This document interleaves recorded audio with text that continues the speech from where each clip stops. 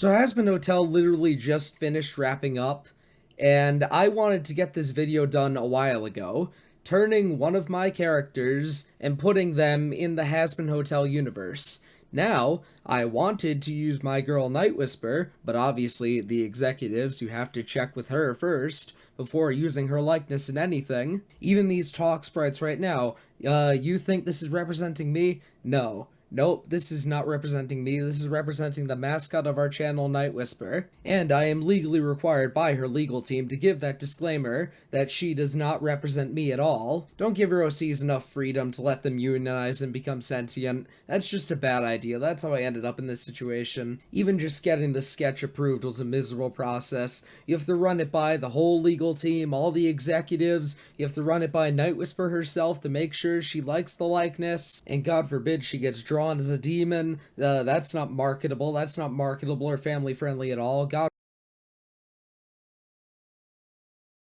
So starting off with this sketch, I was looking at a lot of outside references. I'd never really done a pose like this before, and I wanted that kind of like dynamic motion, obviously. That's always what you're going for in art, or in like even just character references. You always want some kind of dynamic motion.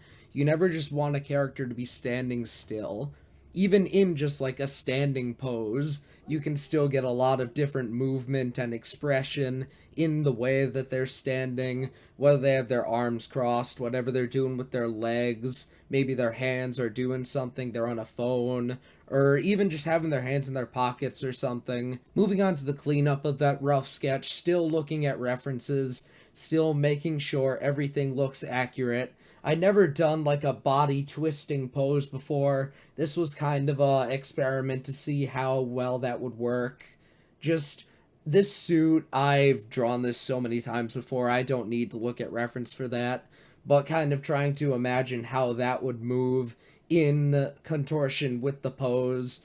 I'm doing this mostly unscripted, so if this doesn't make any sense, whatever, click off. I do have a lot of self-critique for myself that I'm gonna put at the end of the video instead of trying to squeeze it in here. Like, I have a lot that I want to say on how this piece turned out, specifically in the face. I was really trying to capture that Hazbin Hotel look when I first drew this, so I don't really think that worked out. I think it looks absolutely horrible. I think she looks like an eldritch abomination that came out of literal hell. These cards, another thing that I've drawn many, many times before. I'm sure the physics on them are not perfect at all, but I was looking at a little bit of like magician card spring references while doing that. I'm actually quite happy with how the line art and the anatomy of this turned out. I'm actually not that upset with it because I never really do thinner line art.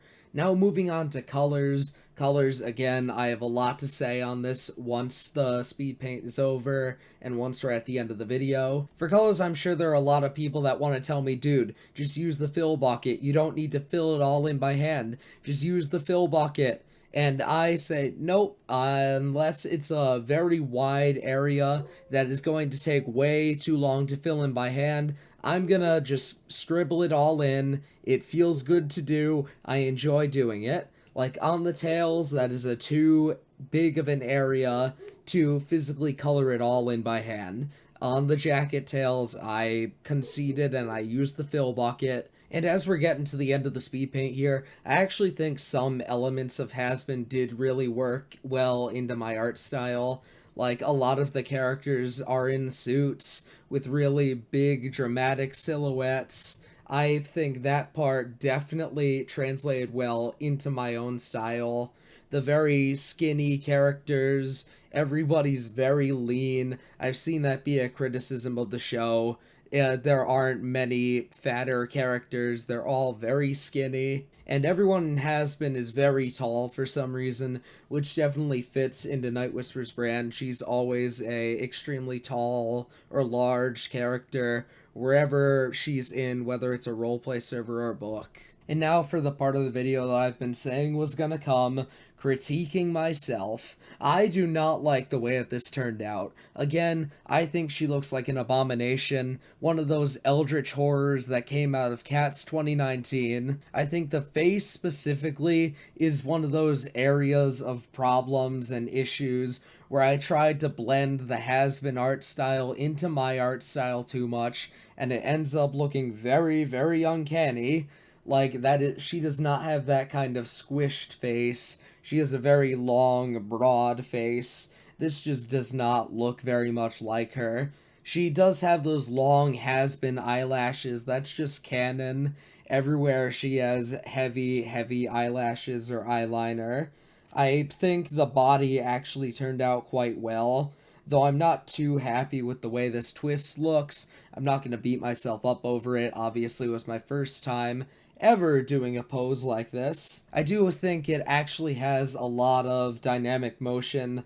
I quite enjoy that, actually. I'm sure a lot of people are going to like that. There's a very clear line of action, of course. Multiple line of actions, actually, kind of like with the arm and the tail, and then just her entire body silhouette is another line of action.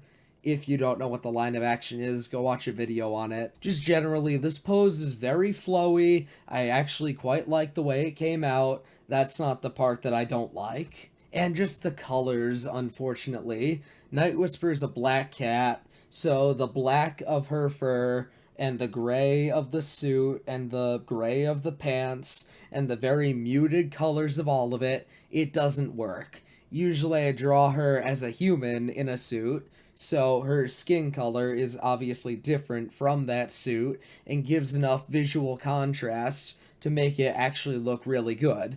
But this, it's just so samey. There's way too much gray. Even just those points of connection, you can't really tell where it starts and where it stops. Like this hand and the jacket cuff, you can't really tell which is which if you're looking at it from far away. Same with the pant leg and the foot, you can't really tell which is which because the grays are such a similar color. And that's just a problem with her being a black cat.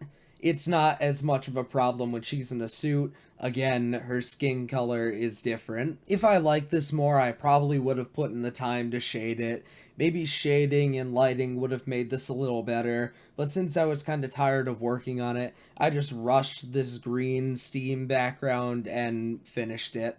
Not to be overly negative about this, I still think it actually looks okay. It looks decent, but I'm also not gonna lie to myself and say that it's a masterpiece or that it's perfect, because it's absolutely not. It looks fine, but I don't think it looks good. Maybe somebody else would. You guys should leave your feedback in the comments.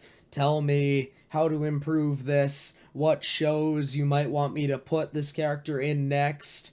Whatever Nightwhisper might fit in, I'll be willing to do it. Or you can just roast the art along with me. Give me a good laugh. Anyway, the executives have only given me 10 minutes to make this video, so I'm gonna have to keep this short. Subscribe if you want to see more. Again, comment whatever you want. Leave a like. I would say I'm primarily active on Instagram, but I'm really not. I only really post art there every couple weeks, if that. Like, my last posts on Insta were months apart, so Instagram is not consistent. Whenever the next video is going to be, see you then.